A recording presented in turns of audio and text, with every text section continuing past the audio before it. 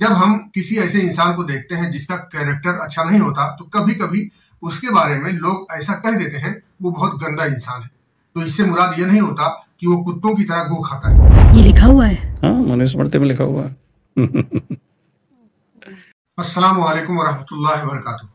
दोस्तों, क्या मुशरिक नापाक होता है? अगर कुरान में ऐसा कुछ कहा गया है तो नापाकी किस नौइयत की होती है, आज की इस वीडियो में मैं इसी पर बात करूंगा। वैसे पिछली वीडियो में भी मैंने इस आदमी की 2 गलत बयानी पर बात किया था। इस वीडियो में कुल 3 एतराजात थे। 2 का जवाब मैंने पिछली वीडियो में दिया था और एक एतराज का जवाब आज के लिए छोड़ दिया था ताकि वीडियो का लेंथ ज्यादा ना हो। बहरहाल आइए देखते हैं क्या बोलता है।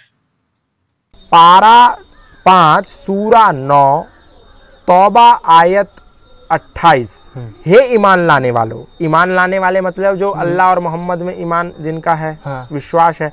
मुशरिक तो अपवित्र हैं, ये मूर्ति पूजक, ये जो हिंदू सनातन को मानने वाले हैं ये अपवित्र हैं।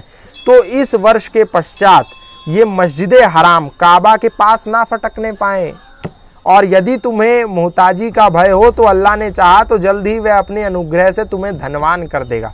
मतलब ये काबा के पास ना फटक पाए। क्यों? क्योंकि ये अपवित्र हैं। कौन? हिंदू अपवित्र हैं। तो ये लोग इसी तरह आम लोगों का ब्रेन वॉश करते हैं, जैसा कि आपने इसको कहते हुए सुना। इस आयत में ये कतन नहीं कहा गया कि मुशरिक सूअर की तरह गंदे होते हैं, बल्कि मुशरिक का दिल और दिमाग शिर्क से आलूदा होता है। इसी बुनियाद पर उन्हें नापाक कहा गया है। इसे एक मिसाल से समझे। जब हम किसी ऐसे इंसान को देखते हैं जिसका कैरेक्टर अच्छा नहीं होता तो कभी कभी उसके बारे में लोग ऐसा कह देते हैं वो बहुत गंदा इंसान है। तो इससे मुराद ये नहीं होता कि वो कुत्तों की तरह गो खाता है, बल्कि इसका मतलब ये होता है कि वो गंदे जहन का इंसान है, उससे दूर रहा जाए। इसकी ढेरों मिसाल दिया जा सकता है कि किसी लफ्ज का कभी कभी जाहिरी माना कुछ और होता है मगर वो लफ्ज किसी और इस्लाह में बोला जाता है।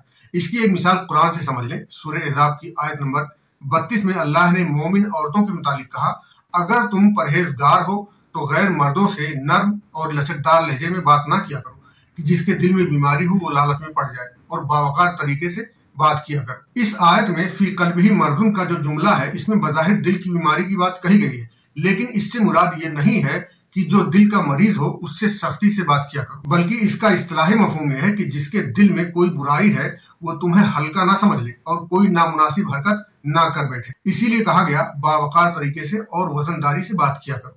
तो सूरह तौबा आयत नंबर 28 में नजस का जो लफ्ज है इससे इसका जाहिरी माना मुराद नहीं है, बल्कि इससे मुराद अकीदे की खराबी और अकीदे का बिगाड़ है। लिहाजा इस हुक्म का मकसद मस्जिद हरम को शिर्क से और मुशरिकों के खुराफात से पाक करना था।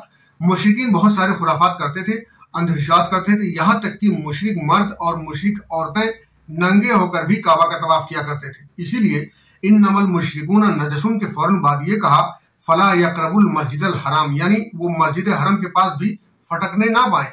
अगर वाकई इस आयत में नजस से मुराद जिस्मानी गंदगी होता तो अल्लाह के रसूल की वो खुतूत जो आप सल्लल्लाहु अलैहि वसल्लम ने गैर मुस्लिम बादशाहों को भेजे थे वो कभी नहीं भेजते, क्योंकि उनमें कुरान की आयतें लिखी गई थी। सही बुखारी की ये हदीस जिसका सीरियल नंबर है 5979, इसमें है कि अल्लाह के रसूल से पूछा गया, या वालिदा अगर मुशरिक हों तो क्या हम उनके साथ सिला रहमी और हुस्न अखलाक से पेश आए? तो नबी करीम सल्लल्लाहु अलैहि वसल्लम ने फरमाया कि हाँ, उनके साथ अच्छे अखलाक और सिला रहमी के साथ पेश आओ। अगर इस आयत में नजस से मुराद ये होता कि मुशरिक सूअर की तरह नापाक होता है तो मुशरिक माँ के साथ हुस्न सलूक का हुक्म क्यों होता, जबकि इस्लाम में नापाकी से बचने का हुक्म दिया गया है। और इसके जैसे लोग इन आयतों पर ये सारी गलत बयानियां करने के बाद ये कहते हैं कि ये हिंदुओं के बारे में कहा गया है। और पिछली वीडियो में भी सूरह तौबा आयत नंबर 5 पर इसने यही कहा था कि ये आयत हिंदुओं के बारे में आई है कि हिंदुओं को जहां पाओ कत्ल करो, जबकि भारत के हिंदुओं से अल्लाह के रसूल का ना कोई मामला था, न कभी सामना हुआ था, न ही भारत के हिंदुओं ने अल्लाह के रसूल से कभी कोई दुश्मनी किया था जिसके सबब हिंदुओं से क़िताल या उन पर किसी कार्रवाई का हुक्म नाजिल होता। फर्ज करें महेश नाम का कोई आदमी भारत में रहता है और किसी जुर्म के सबब वाजिबुल कत्ल हो जाता है, तो क्या अगर श्रीलंका में, नेपाल में, बांग्लादेश में और दुनिया भर में जितने भी महेश नाम वाले हिंदू हैं उन सब पर भी कार्रवाई होगी? यकीनन नहीं होगी।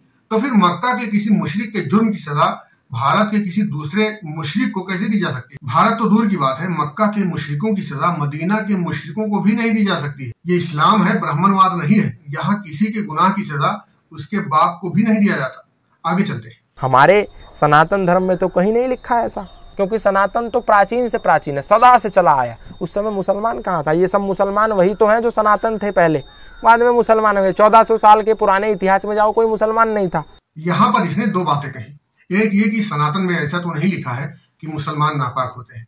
मैं इस पर बाद में आऊंगा कि सनातन में क्या लिखा हुआ है।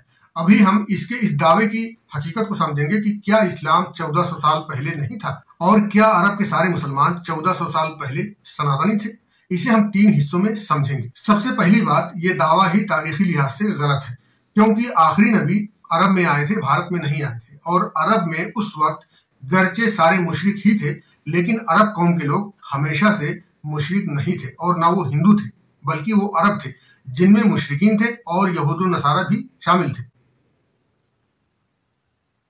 क्या 1400 साल पहले अरब में सनातनी थे? इसका जवाब है नहीं, बल्कि हिंदुस्तान में भी सनातन या हिंदू नाम का कोई मजहब नहीं था। हिंदुस्तान में वैदिक मजाहिब के मुख्तलिफ फिरके थे, बुद्ध मत, जैन मत, इसके अलावा और भी मुख्तलिफ देवी देवताओं की पूजा करने वाले मजाहिब थे। ये सब बाद में सनातन के नाम से मुनज़्ज़म हुए। सनातन धर्म जैसा तस्वुर बाद में एक मुश्तरका शनाख्त के तौर पर ईजाद किया गया। लिहाजा ये कहना कि दुनिया में सब हिंदू ही थे, तो ये हद दर्जा जहालत और तारीख से सीधा सीधा इनकार है। क्या इस्लाम की बुनियाद 1400 साल पहले ही रखी गई थी? ये दावा भी लाइल्मी पर मबनी है, जैसा कि सारे इस्लाम मुखालिफिन ये कहते हैं। और आपने भी हजारों बार सुना होगा कि इस्लाम धर्म की बुनियाद मोहम्मद सल्लल्लाहु अलैहि वसल्लम ने रखा था। तो ये दावा मुकम्मल तौर पर झूठ है, इसमें कोई सच्चाई नहीं।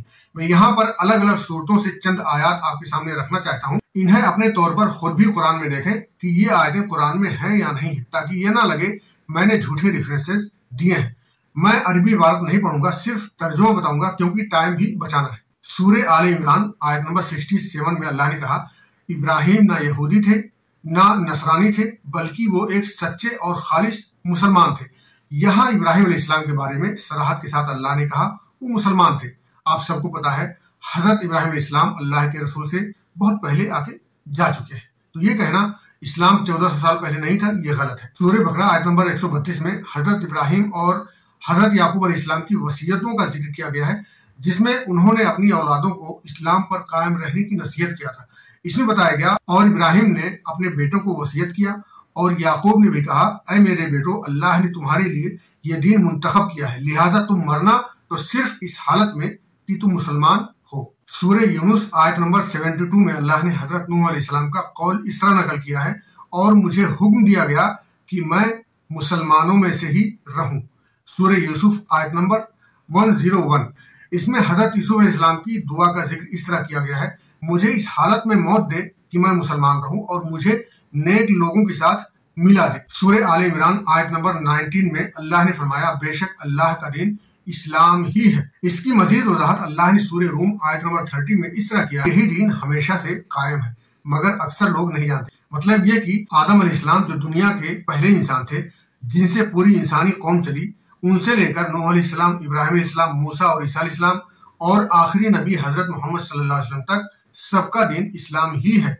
लिहाजा पता ये चला कि इस्लाम कोई नया दीन नहीं है, बल्कि मोहम्मद सल्लल्लाहु अलैहि वसल्लम इस्लाम में अल्लाह के आखिरी नबी और आखिरी रसूल है। और जैसा कि इसने कहा कि सनातन में ऐसा तो नहीं लिखा है कि मुसलमान नापाक होते हैं, तो इसके लिए मैं एक क्लिप दिखाना चाहता हूँ कि सनातन में ऐसा नहीं तो कैसा लिखा हुआ है। आइए देखते हैं। मनुस्मृति क्या कहती है? मनुस्मृति कहती है कि शूद्र को शिक्षा और संपत्ति अर्जित करने का अधिकार नहीं है।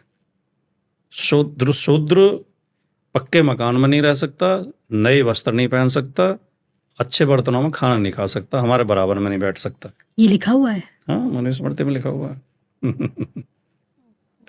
मनुस्मृति पढ़ेंगे आप तो आप, मैंने जब पहली बार 1990 में पढ़ी तो मैं कई घंटे तो ये सोचता रहा कि यार उन लोगों का माइंडसेट क्या जो इसे भी धर्म ग्रंथ मानते हैं। इस सड़ी गली किताब को जिसमें इतनी घटिया बातें लिखी हुई हैं। महिलाओं के लिए क्या लिखा हुआ है? महिलाएं जन्म से ही चरित्रहीन होती हैं। तो देखा आपने सनातन में कैसा लिखा हुआ है। आखिर में एक सवाल करके अपनी बात खत्म करूंगा। सवाल यह है, कुरान से पहले जितनी आसमानी किताबें नाजिल हुई, वो किताबें किसी न किसी नबी और रसूल के साथ नाजिल हुई, लेकिन क्या कोई सनातनी ये बता सकता है कि हिंदुओं के जो चारों वेद हैं वो किस पर नाजिल हुई? ये सवाल इसलिए जरूरी है क्योंकि चारों वेदों को आसमानी किताब मानने के लिए ये सबूत होना चाहिए कि ये चारों किताबें किस पर नाजिल हुई, तौरात, ज़बूर, इंजील और कुरान किन अंबिया पर नाजिल हुई, पूरी दुनिया जानती है, लेकिन चारों वेदों का कोई पता नहीं किस पर नाजिल हुई। ऐसी किताब जिसके बारे में ये भी पता नहीं कि वो किस ऋषि मुनि पर, किस नबी पर नाजिल हुई, उसके बारे में ये दावा किसी मजाक या धोखे से ज्यादा कुछ नहीं है कि ये परमेश्वर की तरफ से उतारा गया है। इस बारे में आप क्या सोचते हैं कमेंट में जरूर लिखें। अगर आप हमारी वीडियो पहली बार देख रहे हैं तो हमारा चैनल सब्सक्राइब जरूर कर लें और जाते जाते वीडियो को लाइक और शेयर भी करते जाएं। अल्लाह हाफिज।